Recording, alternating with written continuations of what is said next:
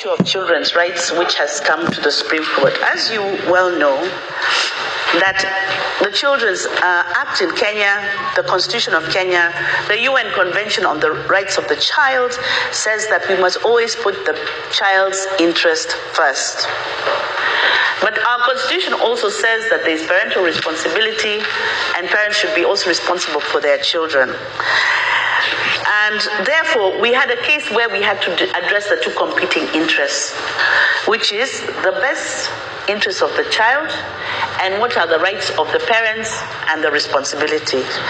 And this is the case of MAK versus RMAA and 4 others, petition number 2 of 2022. In this matter,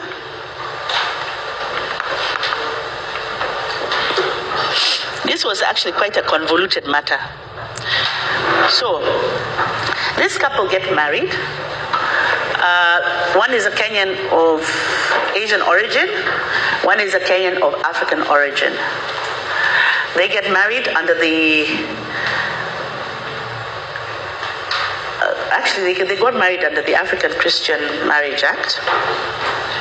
Yeah, under the African Christian Marriage and Divorce Act, and they have a son. They later get divorced.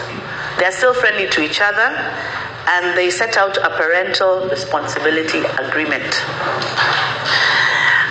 The mother of the child, then moves to the UK to study. She goes with the child. When she's in the UK, she disciplines her child. She takes a belt and she twangas him on the backside, like many African parents do. The child reports the mother to the father. The father reports the mother to the United Kingdom Social Services. They come and they say this is cruelty to the child. They then make the child a ward of the court and give full custody to the father, who is now living in Tanzania. The mother comes back to Kenya and she tries to implement the parental responsibility agreement, which has been registered in the High Court in Kenya. The Tanzanian courts refuse to recognize it. The UK courts refuse to recognize the parental responsibility. Eventually, it comes to the High Court Kenya. The High Court Kenya finds that, and all this time, the mother has not seen the child. They find that the mother should not see the child because she was cruel, and the UK courts found that she was cruel to her child, and therefore she should not see the child. It goes to the Court of Appeal.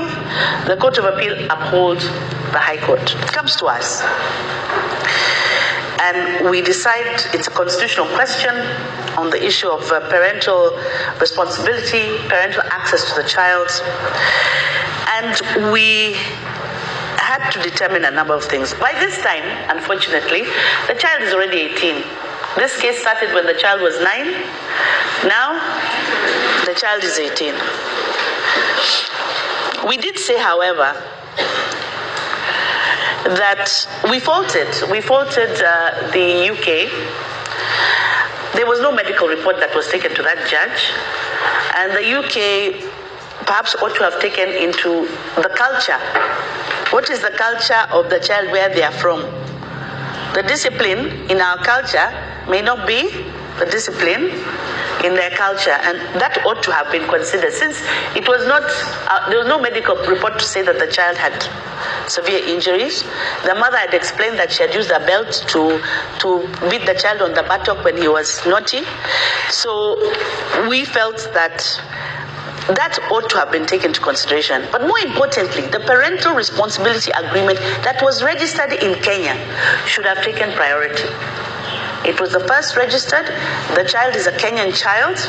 The parents are Kenyans, and therefore that responsibility, that agreement should have been upheld by the courts.